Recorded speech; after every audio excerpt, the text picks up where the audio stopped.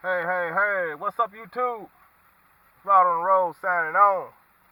Hope everybody's doing good and doing well out there, wherever you are. This is one of my, this video here I'm just going to talk about. I hope y'all can see me good. But this video here I'm just going to be discussing, like I said, weather. Let me show the weather out the window. I'm pulled over at a parking lot. I don't know what kind of parking lot this is. A lot of places in this parking lot, it's businesses, it's a workout facility and a thrift store and all that. But that's the weather right now. I've been dealing with some very weird weather, very unstable weather. And I want to discuss that because, about a week and a half ago, I got stuck in got a surprise thunderstorm came through one night. And it was quite the eyebrow raiser. Woke up in the middle of the night, severe weather alerts going off. Had to immediately take emergency procedures trying to get to a safe location, which was the restroom, and it was just a mess. I was totally unprepared. Luckily, I had my little AM/FM radio going all night, as I often do, listening to whatever I can pick up. So that's pretty much how I found out about it. But when you're full-timing, RVing, vanning, traveling, or just camping, you want to be aware of these weather situations that can arise. I'm gonna open the door right quick. A lot of weird people. Well, I'm gonna say weird people. They might think I'm a weirdo. A lot of people riding around stern, so I don't know what that means. I ain't even been filming, but I just want to go over a few things. First of all, I want to show my radio. It is a new radio. This is the radio, and I hope y'all can see this good. I'm sitting down in the passenger side. This is the radio I have. It's a GRUNDIG. I'm not familiar with. I've seen this radio before, but I'm not familiar with brands and all that kind of stuff. Radio is kind of new to me. But I picked this radio up at a secondhand store for the low price of $2.98. And $2.98, when I went to Amazon, and actually picks up pretty good. The shortwave, whatever, 1 and 2 don't pick up too well right now. I have been in the boonies, but I didn't use the radio. But it's just plastic to me. It's like a hard plastic. And let me turn the light on here.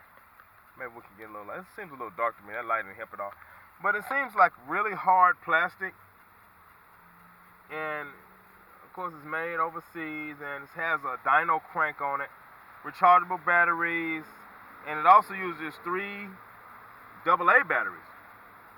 And it also has a DC plug that you can recharge with, and an earphone jack, and a pretty long antenna.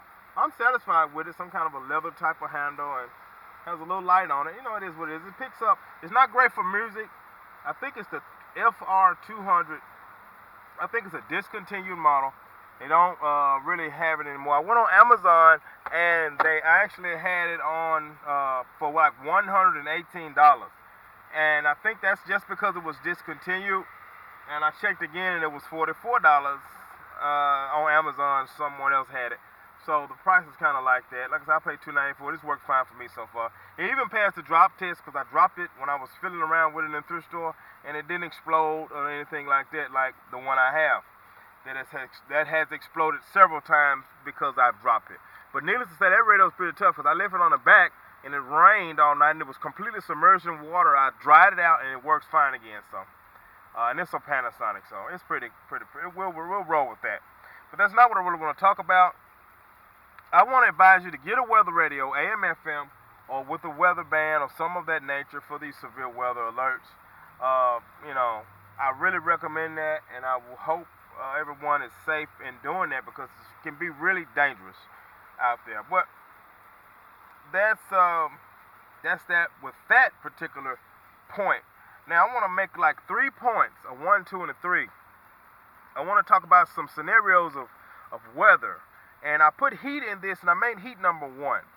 Now, for those of you in cold climates, this might not apply, but for those of us that's abroad and kind of like everywhere, this applies. So with heat, can be very dangerous and can be just quite deadly. And dealing with heat, you want to know the temperature.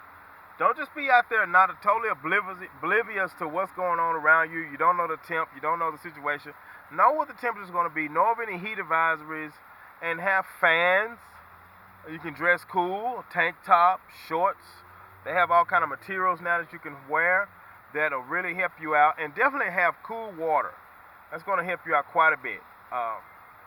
Air conditioning is another thing. A lot of you might not have air conditioning, but work on getting it if you don't have it, especially in these vans and these DIY vans. You know, you want to work on some kind of way of keeping it cool. If you're in Florida and all those hot places, you know, you might get away. I think people like riding around just to see what I'm doing, I don't know, in an empty lot, in the middle of the lot.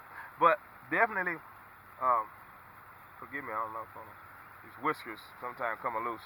But definitely work on keeping cool.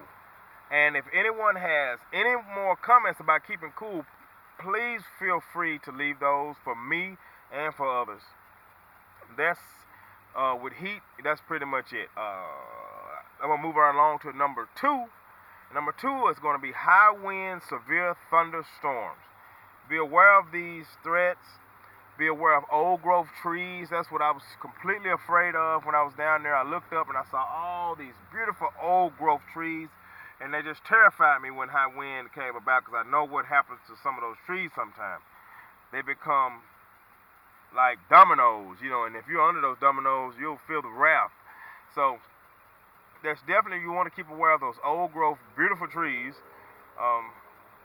Definitely power lines. If you're in a city environment, these trees will knock down power lines. They can electrify the water that you're in. They can be quite dangerous. You don't want to deal with none of that if you can avoid it.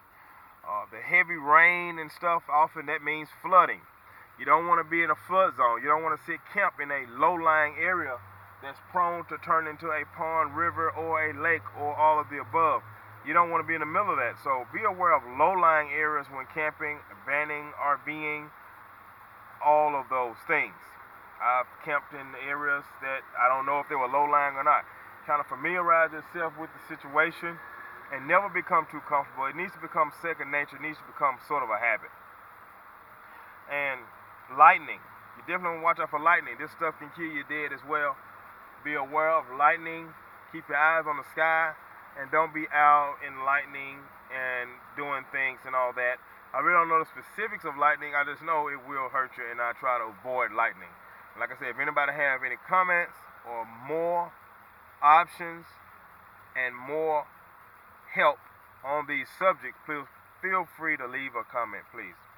Okay, another one, hurricanes. For those of you in coastal areas, y'all know exactly what I'm talking about. Hurricanes, you don't want to play with hurricanes. If you have an evacuation in place, please follow that evacuation. Please follow the procedures and the authorities. If they have an evacuation route, please take the time out to follow that route and leave town, head further inland. Those of you who've been in coastal area have seen these signs or lived around them, and you know what I'm talking about, or have lived through hurricanes. So that's definitely something. You want to stay mobile when you're in a van, an RV or something. You don't want to have, you know, a lot of people get so settled in, they have tons of stuff laying around. If you got that stuff there, like one thing, keep your vehicle in good shape. Keep it in road-ready condition. That's definitely a thing. You can leave stuff. You can get another table. You can board stuff up. You got a little shed built at your RV camp, and you live near the coast, and you can just gas up. You need to keep gas in the RV too, because you don't want to get involved in the gas line, because typically in those situations, you don't want to be having to get gas till you're miles inland, you know. So keep that RV, van, truck, if you put in a camper, keep it full of gas if you can, please. These things need to become habit. They are going to work for you in the long run, trust me. And follow the prompts. That's dealing with hurricanes. If you choose to stay, good luck. You know, hunker down, pray, and just try to do the best you can. Follow all the steps above with flooding and all that kind of stuff. And if you can't afford to leave or some of that nature, which definitely happens sometimes, your vehicle's inoperable, just pray, do the best you can, and, you know, God bless you. That's pretty much it. Last but not least, tornadoes. These happen in the central U.S. quite a bit, the upper east, kind of really all over them. You never know what tornadoes will sprout out. But these things don't play. And dealing with tornadoes, don't play with them because they're dead serious. So listen for sirens. Keep an eye on the weather, please. And if you get caught in a tornado, because they're so unpredictable, you really can't map out where they're going or how they're going to react or what size or how powerful they'll be. If you're in a van, I got caught one time I didn't know what to do. I mean, it's kind of like you don't know what to do. I mean, if you're in a van, they tell you to get out of it and get in a ditch. But what if it's raining and the ditch is flooded? What if you can't find a ditch? I mean, it's kind of just like just pray and find an overpass or underpass. That's what I did, and I pulled under it and tried to go up into where the road meets the bridge. Luckily, nothing happened. It was a threat. It was a tornado in the area, but it didn't come that way. So it can be quite scary. Matter of fact, quite terrifying.